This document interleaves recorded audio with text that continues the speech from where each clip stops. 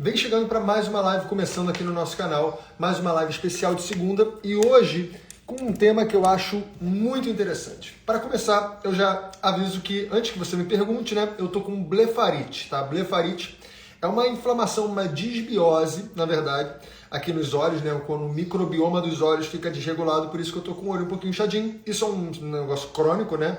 Muita gente tem, às vezes nem sabe, né? Mas eu tô com isso, por isso que meu olho tá inchadinho. Não é terçol, não é conjuntivite, é blefarite.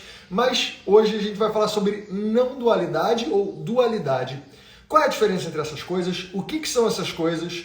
Eu vejo alguns debates que eu acho interessante, né? Porque eu sou não dual, eu sou dual.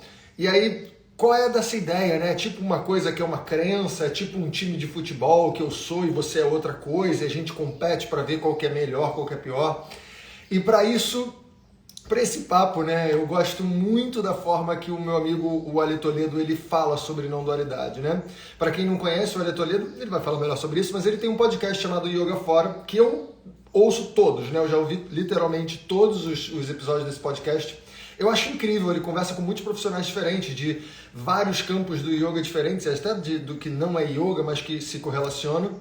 E tem diversos episódios desse podcast que o Ale fala sobre não dualidade e eu gosto muito da maneira como ele fala. Ele já está aqui, então deixa eu convidá-lo. Bom dia, Ale. Bom dia, tudo bem? Tudo bem, querido? Que bom te receber. Tô feliz também de estar aqui. Tô vendo aí que você tá com blefarite, uma coisa que eu nem sabia que existia, nunca tinha ouvido falar. Exatamente. Sabia que blefarite é tipo herpes, assim, eu acho que 47% da população tem e nem sabe. Ah, boto fé. E algumas pessoas, dependendo de alguns gatilhos, pode desencadear ou não, né? É diferente do terçol porque não dá aquela bolinha, é só um inchaçozinho mesmo que Sim. dá. E tem alguma condição, tipo, quando tá mais frio, quando tá mais Cara, quente, mais úmido? eu não percebi isso ainda, né? Tanto que eu já tive isso muito lá em Paraty, eu já tive isso aqui. Eu sinto algumas relações, às vezes, com o que eu como, né? Na semana passada, retrasada, na verdade, tinha um amigo meu perto aqui e eu comi muito pão, muita pizza. Uhum. Ele tem um forno a lenha aqui, então eu acho que teve muita farinha envolvida. Eu não sei, tá? Mas eu tô sentindo talvez esse excesso de farinha ou uma mudança brusca na minha alimentação, né? Que normalmente não tem essas coisas. Acho que Sim. gerou isso. Aí eu acordei segunda-feira com isso, e normalmente fica um período de 15 dias até mais, assim, um negócio chatinho. Bom, Mas não boa me impede recuperação. de te ver maravilhosamente, estar aqui para trocar essa ideia. Uma Obrigado por honra estar estar aqui. aqui. Eu fico muito feliz pelo convite, muito grato. Não, é uma honra grande. É, como você sabe bem, né? Eu sou fãzão do Yoga Fora mesmo. Uhum. É um podcast que eu tenho um episódio lá que eu participei, mas tem quantos episódios agora, ali? 57? 58, eu Né? acho, é. O do Yin Yoga agora foi o 58º, né? Exato, é. É. É Exato. um podcast muito legal, é uma iniciativa do Ali que eu acho muito importante, que eu tenho tentado trazer isso de algumas formas, né? Que é a importância da gente, enquanto comunidade do yoga, conversar, É. né?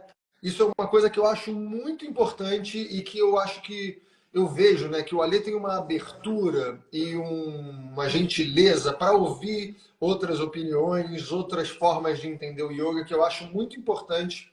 E como o yoga vem se difundindo de maneira muito rápida, né, muito ampla, eu acho que é muito importante nós, enquanto comunidade do yoga, a gente conversar sobre diversos assuntos porque a gente está construindo o yoga de hoje, né?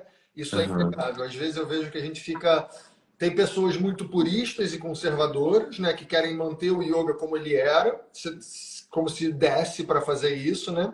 E outras pessoas que querem revolucionar o yoga completamente, às vezes sem ter uma base, né? Sem honrar que o yoga é um caminho que também é tradicional, né? Sim. Então, o seu processo lá eu acho muito lindo, Ale. Então, para começar, eu agradeço o seu trabalho lá no Yoga Fora e aqui nas redes sociais também. Mas se apresenta um pouquinho para a galera, fala para quem ainda não te conhece, o que eu acho um absurdo, mas eu descobri que pessoas não te conhecem ainda. Eu estava fazendo uma Sim. reunião com a galera do Yoganaya, né, que é quem eu tenho formação, e eu falei, pô, o Alê, cara, um professor de vinyasa que eu acho incrível, vocês tinham que conhecer ele e tal. E ela falou, Alê Toledo, não conheço. Eu falei, como vocês não conhecem, brother? Então, aí, na hora eu fui lá, botei para conhecer, elas já conheceram, então se apresenta um pouquinho. Me apresento. Então, Muito bom dia para quem está aqui ouvindo a gente. Valeu demais, Caio. Fico muito feliz também de, de poder trocar. Assim, a gente se conheceu e se aproximou mais por conta do podcast, né? Exato. Você e o Matheus me receberam aí na casa de vocês, lá na casa de vocês, quando eram lá em Paraty, né? E a gente pôde aumentar essa troca, assim. E eu acho que é isso, a gente vai se tornando amigo, né, também. Tipo, Exatamente. as proximidades aqui do que a internet vai trazendo pra gente e aproximando relações. Então, eu fico muito feliz de você ter podido contribuir também com um episódio lá no Yoga Fora. Já já vai ter mais um, para quem gostou Pô, daquele episódio, já já tem mais um com o Caio. E sou professor de yoga, então, muito prazer para quem não me conhece, é Ale Toledo, sou professor de yoga e eu tô nessa caminhada aí do yoga já faz um pouco mais de 10 anos, né, como prática pessoal, e venho me explorando também como aprendiz e professor desde 2018, né, comecei a dar aula de yoga. E aí o que me interessa, assim, dentro desse universo é justamente uma atitude meio infantil, né? Infantil no faixa branca, sentido de... né? Exato. Uma atitude de explorar mesmo, assim, tipo, de conhecer, de estar ali curioso, né? Do que tem dentro desse guarda-chuva gigantesco, que é aquilo que a gente chama de yoga, né? Que é composto por várias tradições, né? Que é composto por uma diversidade muito grande. Então é interessante a gente estar aberto para abrir, para dialogar e para perceber que existem muitos caminhos que são possíveis e genuínos, assim, né? Então esse é o intuito do meu trabalho no Yoga Fora. Para além dele, eu tenho minha comunidade, que é o Yoga Pass, que eu dou aulas online e venho trazendo tudo que eu vou aprendendo enquanto pesquisa pessoal, né, de prática pessoal, venho trazendo também para a comunidade. Então, a minha comunidade de yoga é um grande laboratório, né? Os meus alunos são tipo uma cobaia, assim, eles topam entrar nessa jornada, assim, de uma maneira muito generosa. Então, a galera que faz parte ali do Yoga Pass é uma galera que está também muito disposta a experimentar, né? Então, a gente vai se experimentando e vai vendo o que funciona, o que não funciona, o que é legal, o que ressoa e como ressoa. Afinal, o que a gente faz também, enquanto professores, é apresentar uma possibilidade, né? E às vezes essa possibilidade é muito boa para a gente e às vezes não toca tão do mesmo jeito nos alunos. E tem coisas que às vezes não me tocam muito, mas que nos alunos tocam de uma coisa, tipo, em algum outro aluno vai tocar de uma maneira muito surpreendente, assim. Então também é sempre esse caminho de pesquisa, assim, né? Nada do que a gente apresenta enquanto professores, assim, eu acredito que nada é sempre uma coisa certa, né? Isso sempre vai depender da relação. Isso tem muito a ver com o nosso tema de hoje também. Então, é isso, assim. Tenho trazido mais também de práticas somáticas, que é o que eu tenho estudado Lá no body, também com mais a como é que é? fundo. Body movement? Body yoga movement? Body, Body Mind Movement, body mind. chama, BMM. Inclusive, estava numa formação agora essa semana lá, Sistema Endócrino. Foi bem especial. Eu vi. E aí eu tenho trazido isso também um pouco mais para as práticas também. Então, é isso, assim, é um grande laboratório, sempre. Ale, você falou uma coisa que eu acho muito interessante, e que eu queria só ressaltar isso um pouco. Você falou do olhar infantil, né? E é muito interessante. Eu estou morando agora em Minas, né? Você sabe, eu estou morando aqui em Prados. E aqui pertinho de mim tem um lugar que eu vou fazer alguns eventos, alguns retiros, workshops aqui, que é um lugar que o meu maior amigo de infância, ele criou com a mãe dele, que é professora também. Ele é professora, ela é professora. E eles fazem aqui, eles chamam pessoas para fazer meio que retiros também, só que de educação. Ela é professora de alemão, então trazem escolas de estudo alemão e tal. E esse meu amigo, ele é professor com mestrado em lazer. Ele é professor de educação física especializado em lazer, né? Então ele é um cara incrível que bota as pessoas para brincar, né? Tem uma outra amigaça minha, a Caru Schultz, né, que é uma professora de movimento, mas que ela traz movimento com esse aspecto de brincadeira.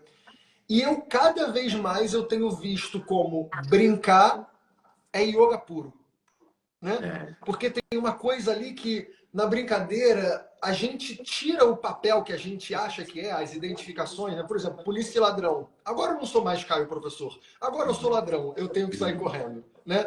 Ou então, não, agora eu sou polícia, eu tenho que pegar o ladrão. E essa brincadeira, né, de eu me tirar de um papel com o qual eu estou identificado para que eu vá interagir com alguma situação que se apresenta em volta de mim e eu tentar fazer o que essa situação pede, não o que eu quero necessariamente, é yoga, né? Eu interpreto yoga assim. E a brincadeira é isso pra caramba, né? A brincadeira a gente exerce algum personagem ali, naquele momento, que não necessariamente é o que eu quero, mas é o que a brincadeira pede, e eu faço o melhor que eu posso ali. Então, essa sua fala de que tem tentado olhar com um olhar infantil, eu acho muito lindo, porque eu também tenho visto como a brincadeira faz muito com que a gente entenda o que é ser yoga, o que é chegar numa qualidade mental do yoga, né? Então, eu acho que isso se aproxima um pouquinho do assunto que a gente vai falar, né? Sobre Também. como é que a gente olha para essa realidade aqui que está acontecendo, né? O que Uhum. você interpreta assim dessa coisa da brincadeira, né? Porque eu vejo que você, a Laura, vocês conversam sobre coisas que são muito interessantes na minha visão assim, sobre como interagir com a realidade, né? Sim. Eu acho que é isso. É perfeito, assim, a forma como você pontuou.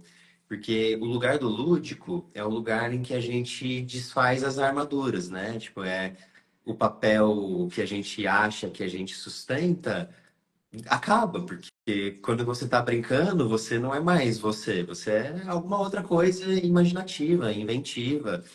Isso traz um campo de possibilidades de experimentação que é também um saber, né? Eu acho que quando a gente está numa prática de yoga, o que a gente está fazendo é brincando, né? A gente está brincando de experimentar.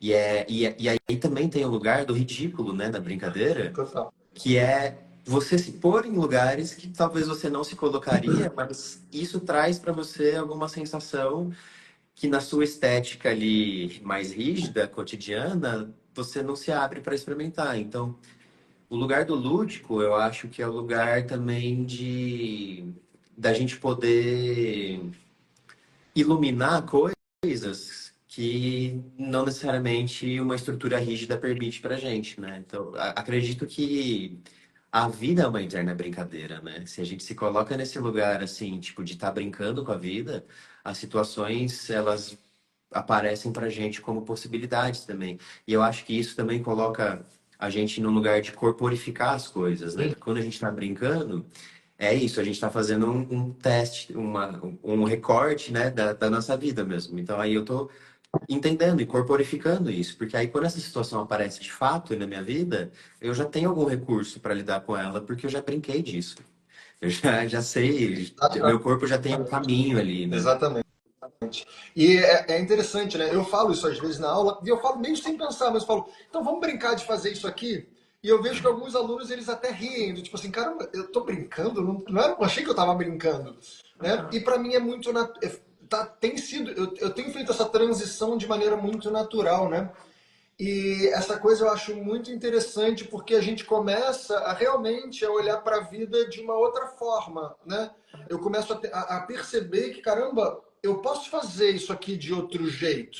E fazer isso aqui, que eu estou querendo dizer, é olhar para a realidade, né? Eu posso olhar para a realidade como se ela fosse outra coisa. E eu queria te fazer uma pergunta agora. Quando que você começou a se interessar para abrir esse seu campo de visão, né? Quando que você começou a pensar, tipo assim, caramba, tem muito mais coisa do que eu sei, e você começou a realmente a querer ouvir, a estar disposto para ouvir? Isso sempre teve aí? Ou não, durante um começo da sua prática, do seu caminho no yoga, você tinha uma prática mais estruturada dentro de uma metodologia e depois você foi vendo? Como é que foi esse seu percurso? Olha, quando eu comecei o yoga, eu comecei desse lugar curioso, assim, já. Antes de ter contato, qualquer contato com o yoga, eu já tinha os meus interesses por um campo místico, né? E aí eu me aproximava disso a partir de temas de projeção astral, que é o que eu adorava pesquisar, assim, e ler sobre, que eu falava, meu, como assim tem uma galera falando de projeção astral? De viajar no astral, tipo assim, era a coisa que eu mais me aproximava desse campo Aham. místico, né? Daquilo que a gente chama de místico, né? Então, só fazer uma pausa. O que é isso que a gente. Teve uma vez, o teu podcast eu já falei, é uma grande referência para mim. Eu ouvi lá uma definição de místico que para mim foi a melhor de todas, mas eu queria que você primeiro definisse e depois eu falo o que eu ouvi lá e que eu acho que me marcou. O que você entende como místico? Eu vou querer saber dessa definição que você ouviu lá, porque eu já também não lembro. Aham, tá. O que eu defino como místico, eu acho que assim, quando eu, para mim, né, o olhar que eu trago para aquilo que é místico é aquilo que não necessariamente a gente tem um caminho racional de explicação, mas que a gente tem um caminho intuitivo de percepção, né? E aí a gente não consegue explicar isso a partir de pragmatismo, científico e tudo mais, mas a gente consegue se aproximar desse campo de um lugar sensível, né? Esse para mim é o lugar do yoga, né, na minha vida. Tipo, é como que eu me aproximo cada vez mais daquilo que é sensível em mim e de descobertas que não estava num campo racional, mas que eu consigo me aproximar de uma maneira sensível. Para mim, esse é o lugar que eu considero místico, assim. Uhum. Não, perfeito. É bem isso mesmo. Eu ouvi mais ou menos essa definição naquele episódio, se eu não me engano, foi o último de 2024, que foi com um cara muito interessante, um O grande Ale... estudioso do Kriya Yoga, Ah, do Cria? Ah, é com o Guilherme. Guilherme Romano. O Guilherme, e ele falou exatamente isso. Ele falou, cara, místico não é aquela coisa necessariamente da bruxa e dos cristais. Aquilo é uma manifestação do místico que eu acho que se enraizou num estereótipo muito presente na vida das pessoas, né? O jogo de cartas e a coisa, né, meio bruxaria ali, assim, que também é, né? Mas aí ele falou, cara, o místico é simplesmente aquilo que eu sinto e que eu não consigo explicar. É, E eu achei isso de uma assertividade muito grande, né? Que tira de uma coisa que é o místico, não? O místico é uma coisa dessas pessoas aí esquisitas. Não, não, todo mundo sente coisas místicas, que é aquilo que eu sinto, mas eu não consigo explicar direito, né? E eu achei isso muito interessante. Então, desculpa te cortar, vai. não. E é isso, assim, eu acho que pra gente trazer o místico para um lugar enraizado, né? Não nesse lugar só imagético, a gente precisa se sensibilizar, porque esse é o lance, né? A gente vive socialmente numa estrutura social que tira a nossa sensibilidade, né? Desde criança. A gente vai embrutecendo, exatamente, porque a gente tem que cumprir um protocolo que é um protocolo que não está ligado ao sensível, né? Está ligado ao produtivo, né? E quando a gente está ligado mais ao produtivo, a gente para de sentir o corpo. E aí a gente tem um monte de coisas que acontecem com o nosso corpo e que a gente não saca o que está acontecendo porque a gente está desensibilizado, né? Então, adentrar um campo místico nada mais é do que adentrar um campo de percepção, né? Tipo, a gente se sensibilizar para adentrar num campo de mais percepção do que está acontecendo ao nosso redor. Eu acredito que tem algumas pessoas que têm mais facilidade com isso, tem outras pessoas que têm um pouco mais de... precisa de um pouco mais de treino, porque é Ó, treino também, né? A gente treina essa percepção. Algumas pessoas têm isso mais aflorado, algumas pessoas vão trabalhar um pouco mais, mas todas elas têm. Tipo, não tem como a gente dizer que a gente não tem um campo de percepção uhum, sensível. A gente tem, a todo instante a gente tem. Então, perfeito. é sobre isso, né? E aí, voltando à pergunta, isso entrou na minha vida antes do yoga, né? Ah, Isso entrou nesse lugar de uma curiosidade, porque isso me deixa muito curioso, sabe? Tipo, entender esse lugar do místico de um lugar racional primeiro me deixava muito curioso. Meu Deus, mas como assim, né? Tipo, eu acho que essa é pergunta, como assim, me leva para esse lugar, né? Tipo, que é isso que é intuição? O que é isso que é essa percepção e tudo mais? E aí isso me conduziu para o yoga, mas eu entrei no yoga porque eu tava com tempo, na verdade, só por isso. Tipo, porque eu tava fazendo faculdade, minha faculdade entrou em greve no meu último pode semestre, crer. e aí eu tive tempo de fazer coisas, assim. E uma delas foi yoga. E aí eu tive sorte de ter tido uma professora que me instigou, assim. Eu falo, nossa, caramba, yoga então é isso, né? Tem tem filosofia, tem um campo de um saber muito Ah, profundo aqui. então, tipo, na sua primeira experiência, não foi aquela experiência mais rasa, só asana, valeu, namastê, tchau. Ou era? Em, em um certo sentido, era porque eu tinha muito pouco conhecimento, Tá. né? Então, o que me interessava ali eram os Mas asanas, ela porque estimulava, ela falava sobre isso?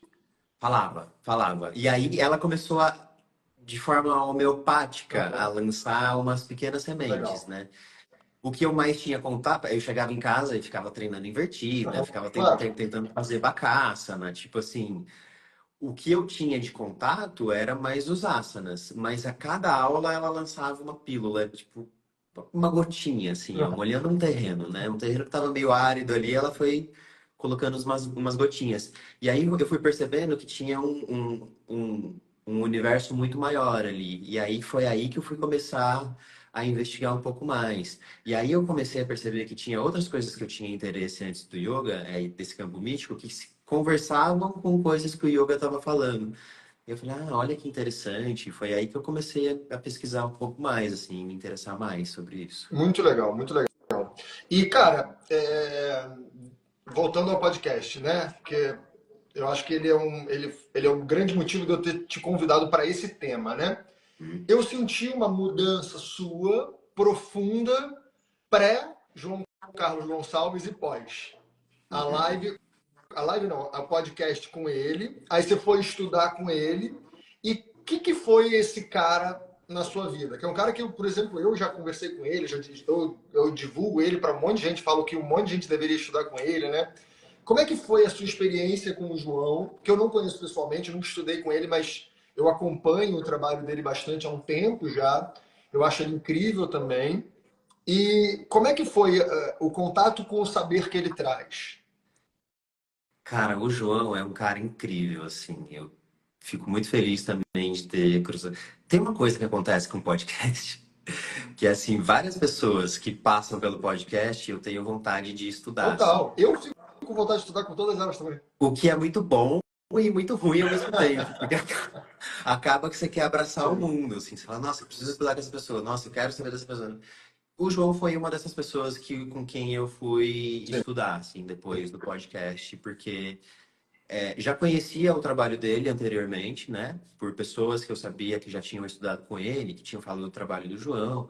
Inclusive, uma professora minha de Araraquara, quando eu morava lá em Araraquara, ela estudou com o João também. Então, o João Carlos Gonçalves, do Ashram Urbano, é um professor de filosofia do yoga e também muito da filosofia Tantra, né? Do Tantra, principalmente o Tantra não dual. E é um cara incrível, assim. Depois que eu comecei a estudar com o João, eu acho que também abriu um campo de percepção um pouco maior, assim, sobre um tema que já me interessava bastante. Me interessava desde que eu tinha estudado com o Pedro Pulfer, Aham. que é o campo da não dualidade, né? Então, o campo do Advaita.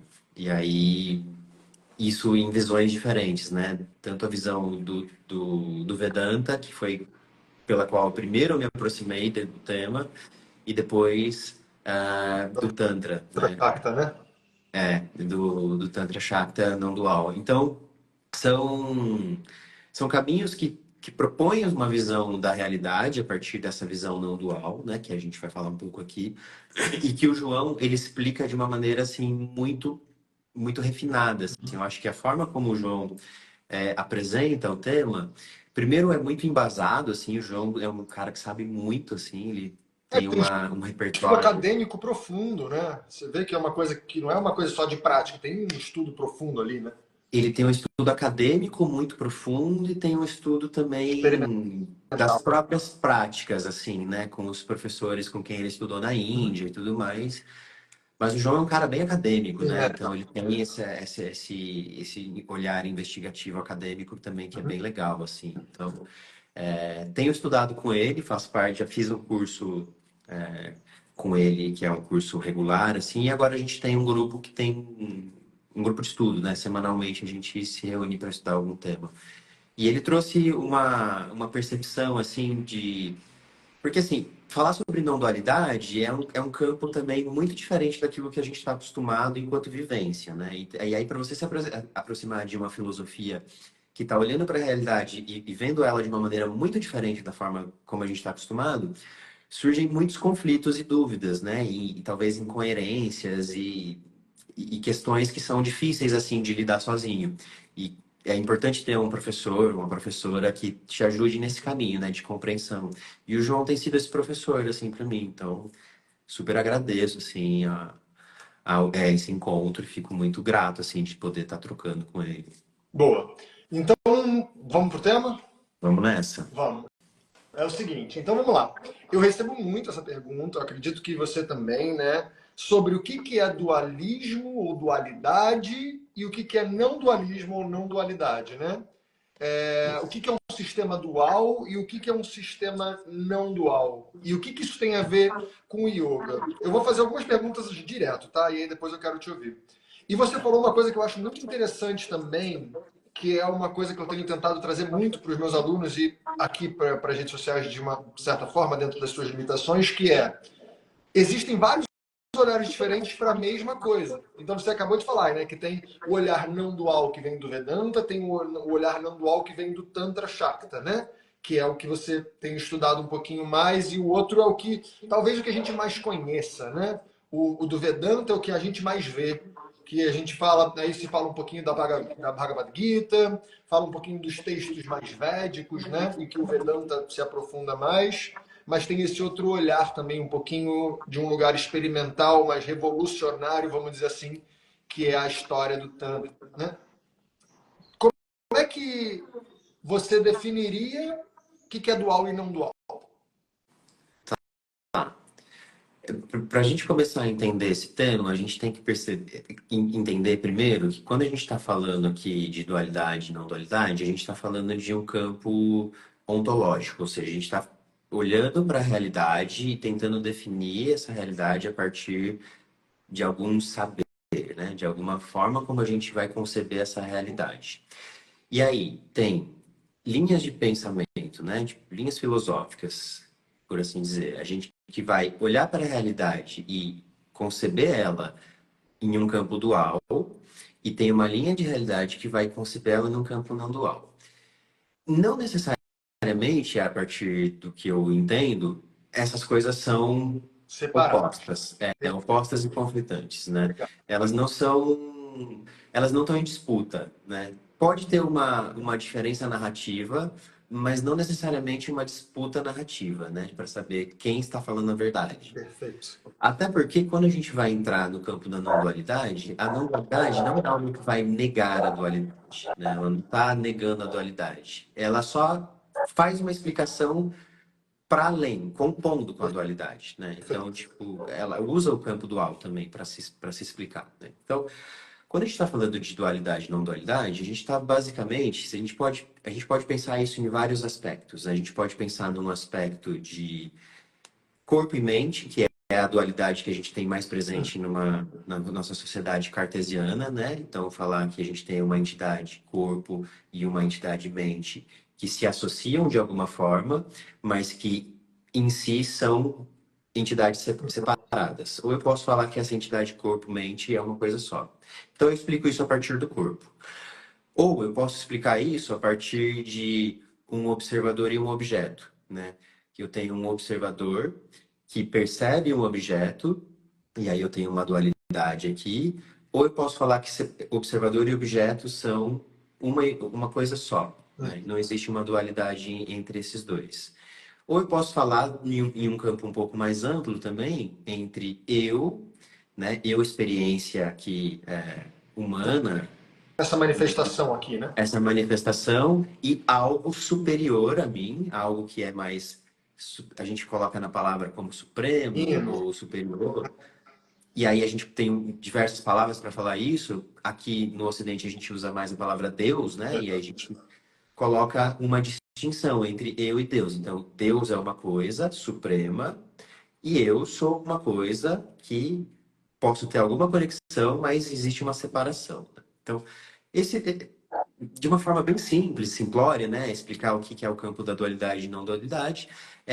eu gosto dessa explicação do sujeito e do objeto, né? Ou eu tenho um sujeito e um objeto que são uma coisa separadas, ou o sujeito e o objeto são uma coisa só. E aí, essas definições de como a gente vai definir a não dualidade, elas partem de uma percepção dual. Eu já vou começar a entrar Vai que vai. nessa explicação, tá? Então, Qualquer coisa eu te paro, mas você não se ofende, beleza. não. Vai indo. Perfeito. Então, é o seguinte, a gente tem uma percepção da nossa realidade que é uma percepção dual, né? A gente olha para as coisas e a gente enxerga as coisas separadas de nós. Então, eu estou aqui, eu e o Caio, eu sou eu, o Caio é o Caio, né? Temos uma separação aqui, né? Então, a nossa experiência de vida é uma experiência de ter um ponto de vista e de, a partir desse ponto de vista, localizar outras coisas a partir de uma diferenciação, né? O que sou eu, o que não sou eu, né? Essa é a experiência que a gente tem da forma como a gente é ensinado a perceber a realidade, né? Então a gente cria uma dicotomia entre eu e o objeto.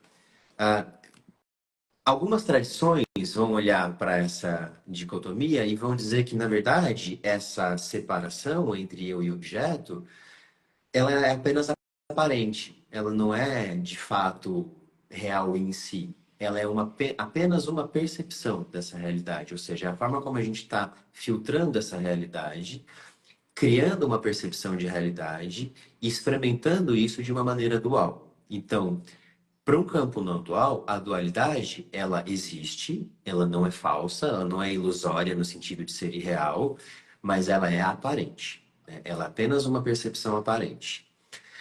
E aí eu gosto quando eu falo desse tema de não dualidade, eu vou por alguns caminhos que eu acho que são interessantes da gente começar a refletir sobre isso, né? Então, um caminho é um caminho que aparece no Vedanta, que aparece lá na Chandogya Upanishad. A Chandogya Upanishad tem um momento ali que tem uma conversa, né? Uma conversa entre um pai e um filho, entre o Udalaka e o Shwetaketu. Então, o pai vai explicar para o filho, a partir de metáforas, o que é essa ideia dessa consciência que dá origem a todas as coisas. Então, para um campo não dual, existe aquilo que a gente vai chamar de qualquer nome que a gente possa dar. No Tantra, a gente vai chamar de Shiva, nos Vedas chamam de Brahman. Eu gosto de chamar de consciência, que fica, Uma acho que consciência absoluta, que você diz, né? Uma consciência só. uma só coisa, e por isso é não dual, né? Uhum. Não existe dois, né? Uma única coisa que dá origem a toda a manifestação. Então, para a visão não dual, tudo o que existe num campo denso e sutil, denso, meu corpo, por exemplo, sutil, os meus pensamentos, num campo denso e sutil, tudo o que existe, existe enquanto manifestação de uma única consciência. Uma única consciência. E aí, nesse texto que eu citei aqui na Chandogya, né, nessa conversa entre o Dalaka e Shwetaketu, existe um momento em que ele vai fazer uma aproximação de tentar mostrar para o seu filho que existe algo que não depende da existência de nada para existir e existe algo cuja existência depende de outras coisas para existir. Então ele vai definir dois conceitos que ele vai chamar de Satyam e de Mithya. Satyam é aquilo que é real por si só.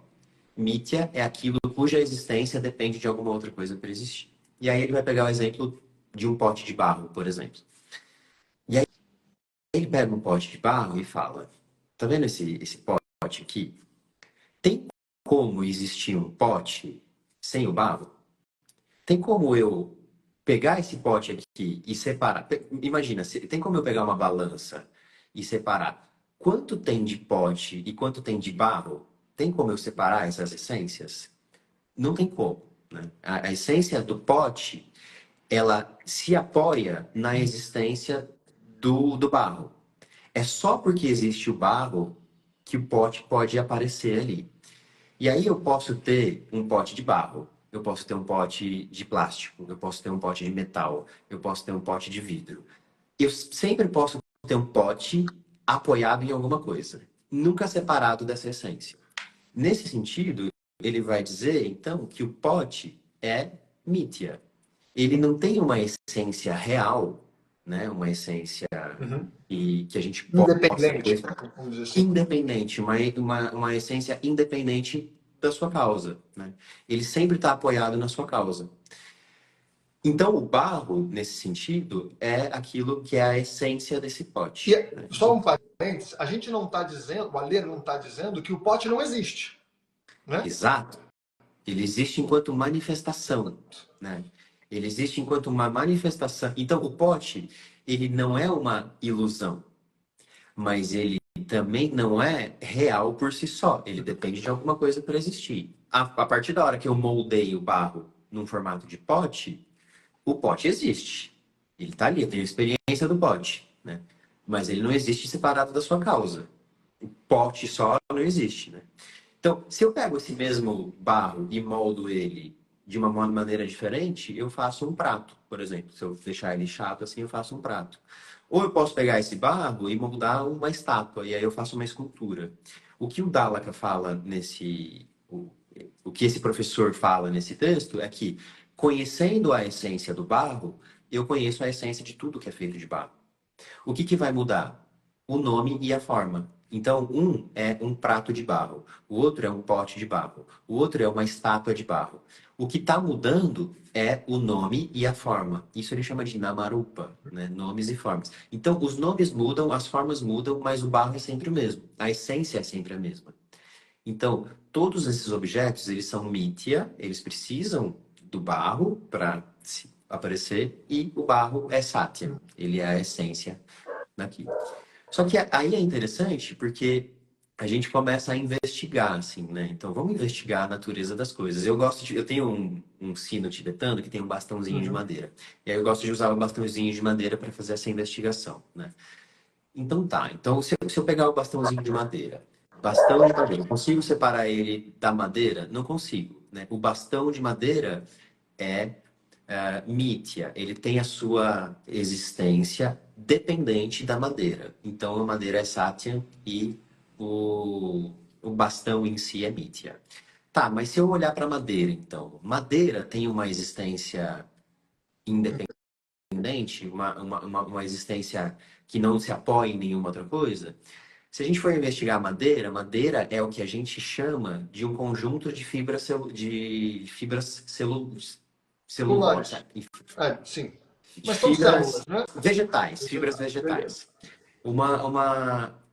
Um grupo de fibras vegetais é o que a gente dá nome de madeira. Então, se a gente não tem as fibras vegetais, a gente não tem madeira. Então, madeira tem uma essência que se apoia, né? Tem uma existência que se apoia em uma outra coisa. Tá, mas uma fibra vegetal é o quê? É um conjunto de células. A gente dá um nome para um conjunto específico de células, fibra vegetal. Tá, então a fibra vegetal também se apoia em alguma outra coisa para existir. O que é uma célula? Ah, uma célula é um conjunto de organelas, né? Ela se apoia num conjunto de organelas. A célula em si não existe se eu não tenho esse conjunto de organelas, tá? Então, o que é a organela? Um conjunto de moléculas. Se eu não tenho um conjunto de moléculas, eu não vou ter uma organela. Tá, e o que é um conjunto de moléculas? A gente está fazendo uma investigação aqui de perceber que tudo tem uma existência dependente. E a gente está fazendo isso aqui primeiro no paradigma científico mesmo, né? Sim. A gente vai chegando nesse paradigma científico até o átomo, por exemplo, né? A gente chega no átomo, tá. Então, tudo o que existe materialmente se apoia na resistência do átomo, né? Se eu tenho alguma coisa que existe fisicamente, eu sei que essa coisa é feita de átomos. Ao conhecer a realidade de qualquer coisa material, eu estou conhecendo a realidade do átomo. Hoje em dia, ainda no paradigma científico, a gente tem ali na Suíça, acho que é na Suíça, né? O acelerador de partículas. Que os cientistas ficam investigando o que tem para além do átomo, né? E hoje em dia, se eu não me engano, a gente já tem categorizadas 40 subdivisões do átomo. Ou seja, para um átomo, para um próton existir, o próton existe por si só? Não, ele depende de outra coisa para existir. O quarks existe por si só? Não, ele depende, tipo, ele é uma... Uhum. Depende de outra coisa para existir. Olha que interessante, no paradigma científico, a gente está chegando em uma investigação de que todo esse universo, ele é composto por alguma coisa que a gente está chamando de átomos aqui hoje em dia, e que existem suas subdivisões, que dão origem a esse universo manifesto, né, denso. Então, todas as coisas que se expressam nesse universo, elas são manifestação, elas são expressões diversas desses arranjos de átomos, né? Se arranja de um jeito, tá aqui, esse corpo Alexandre. Se arranjou de outro jeito, tá aqui, celular. Se arranjou de agrupamentos de prótons e de nêutrons e de elétrons que, agrupados de formas diferentes, estão dando uma realidade, assim, completamente diversa, né? Esse é o paradigma científico e hoje em dia também, desde Einstein ali, quando a gente começa com a teoria da relatividade, Einstein vai aproximar isso de energia, né? Ele vai falar que massa é energia. E aí a gente vê que a ciência se aproxima disso que esses textos estão falando, sobre existe algo que é Satyam, cuja a existência não depende de nada, nenhum suporte para existir, mas que todo o resto se apoia nisso, né? Se apoia nessa existência. Então existe algo que é Satyam, que os Vedas vão chamar de Brahma, vão chamar essa realidade de Brahma, essa consciência, que dá origem a toda a manifestação. É a partir daí que a gente começa a entender um campo não dual. Ou seja, a gente se aproximou desse campo não dual a partir de um paradigma científico, e a gente investigou isso a partir dessa Regressão, investigação. né? Como se fosse Oi?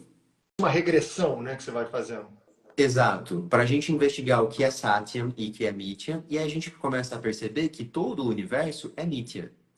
Ele é apenas nomes e formas, né? Uma diversidade que aparece de nomes e formas e que se expressa nessa diversidade de uma maneira muito diversa e diferente, mas tendo como substância, né? Tendo como base uma mesma realidade, uma mesma consciência, né? Uma mesma energia, um mesmo campo energético, né?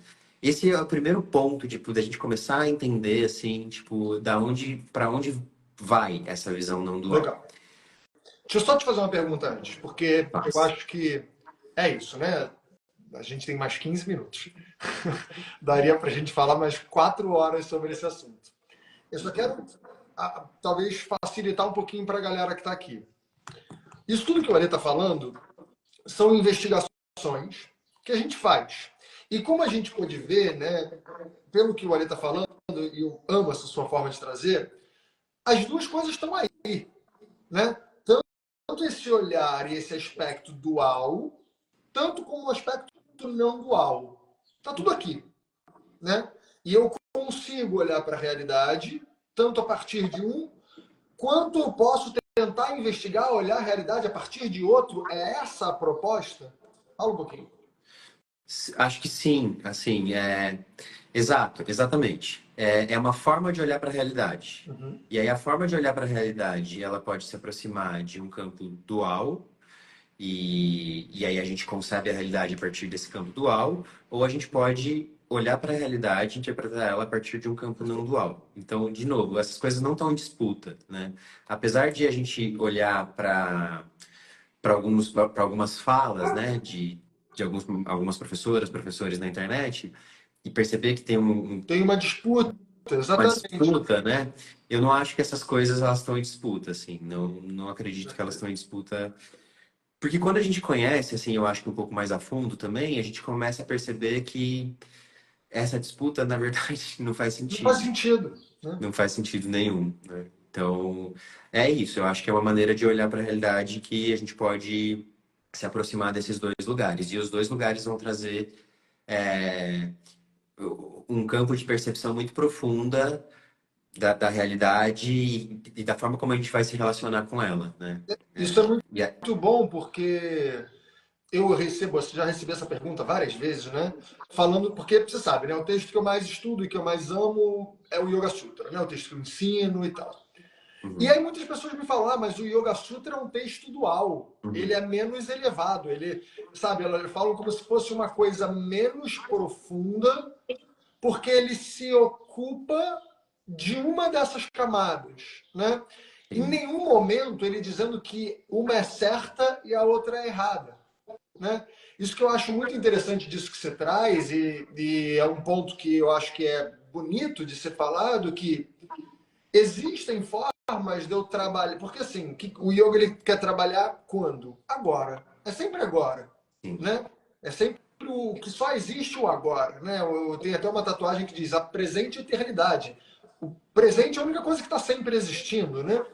Então, aí muitas pessoas me falaram, mas essa investigação ela não é tão evoluída, porque a investigação do Vedanta, do não dual, é mais evoluída do que a investigação do Yoga Sutra, por exemplo.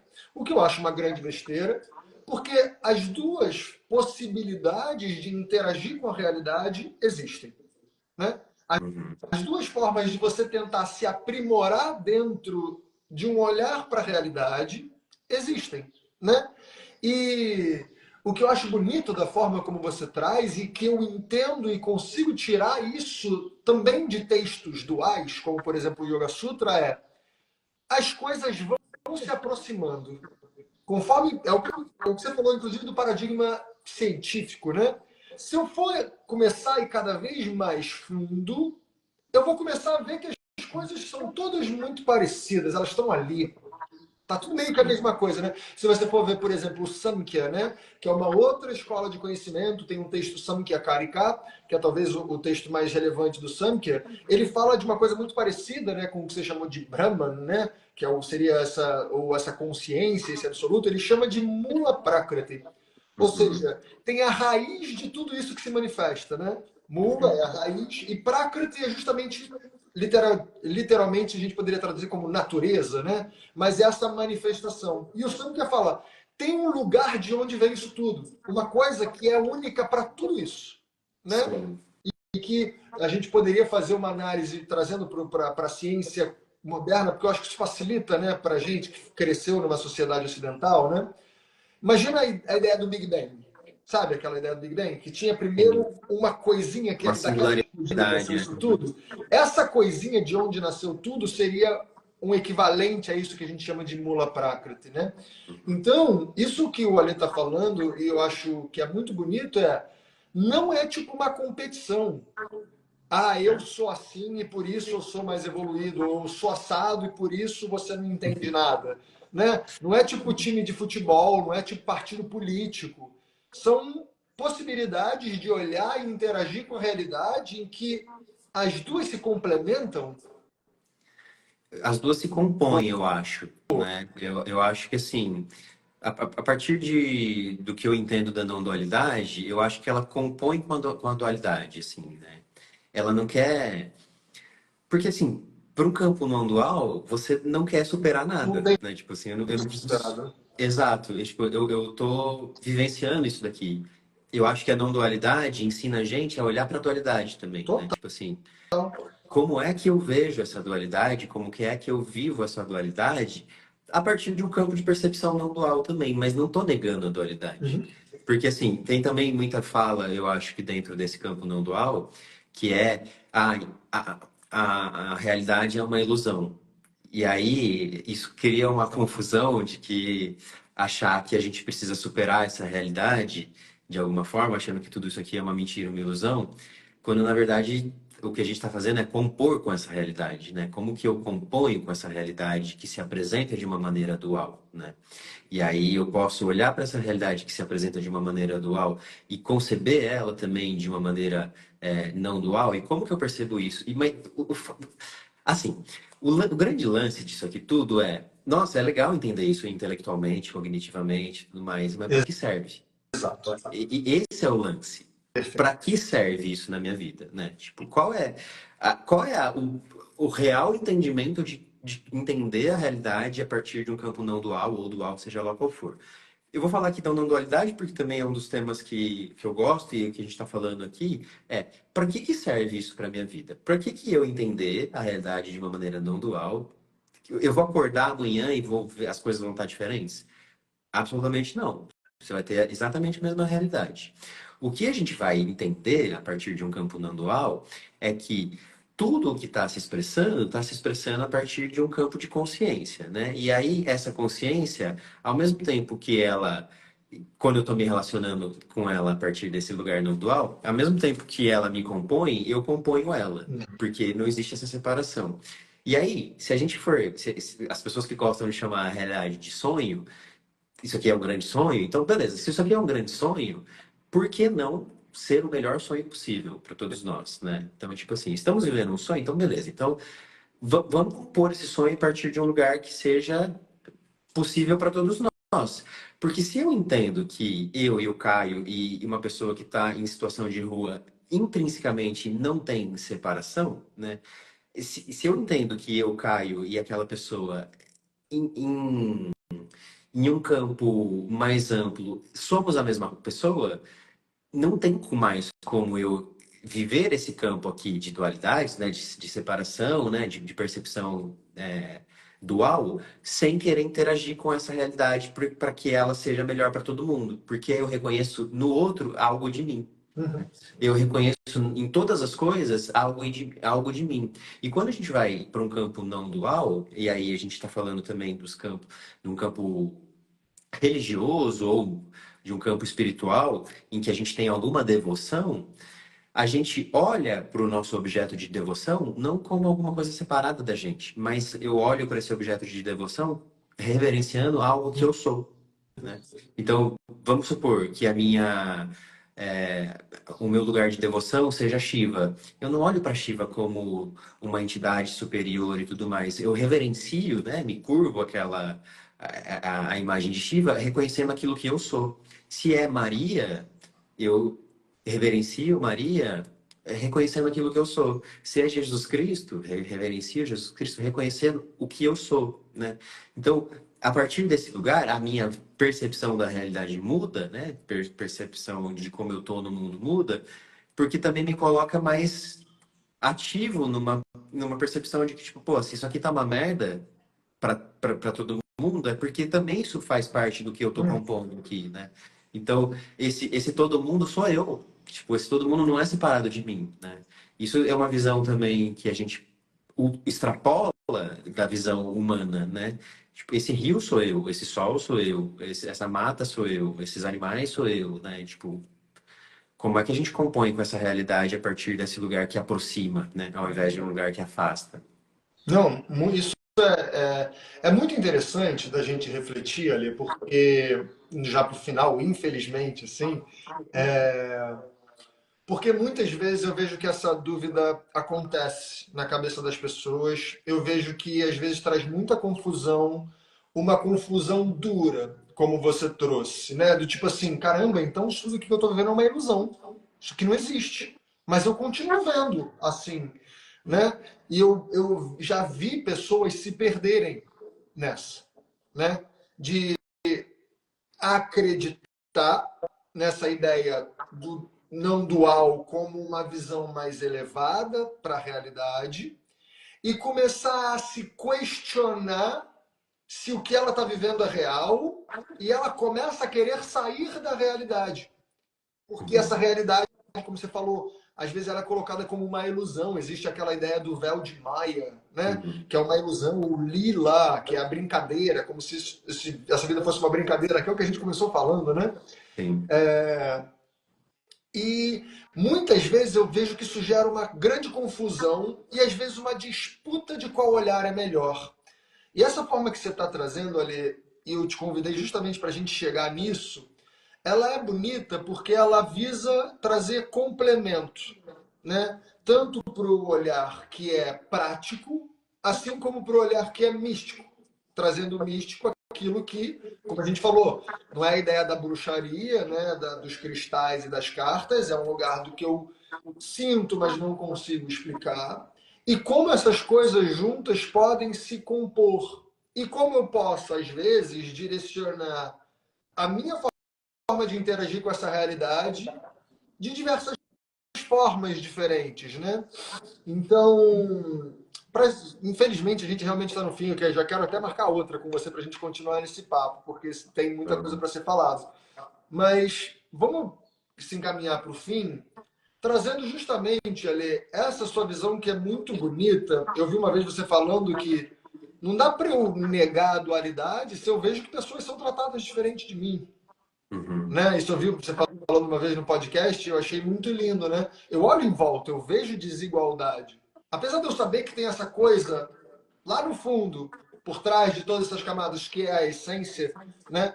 Que é essa base, essa raiz de onde tudo brota, de onde tudo sai, ou de onde tudo simplesmente se manifesta e eu interpreto de uma forma e você de outra.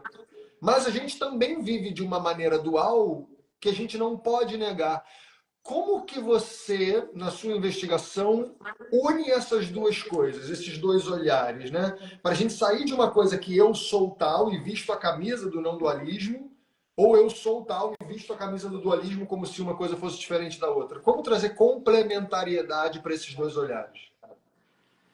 Olha, eu sinto que, para mim, o campo da não dualidade, ele me traz uma compreensão da vida e da forma como eu me relaciono com a realidade. Eu acho que esse é o primeiro ponto, assim, para mim, né? Tipo, a não dualidade, ela traz para mim, enquanto percepção de realidade, uma maneira diferente de me relacionar com essa realidade, né? Então, isso é o que eu venho aprendendo a partir de um olhar não dual. Porque aí, de novo, a realidade manifesta, ela não vai mudar. A interação com ela é o que muda, né? Então, a forma como eu percebo, a forma como eu me relaciono, a forma como talvez eu respondo a essa realidade é diferente por conta desses aspectos de estar treinando mesmo, né? Um olhar não dual.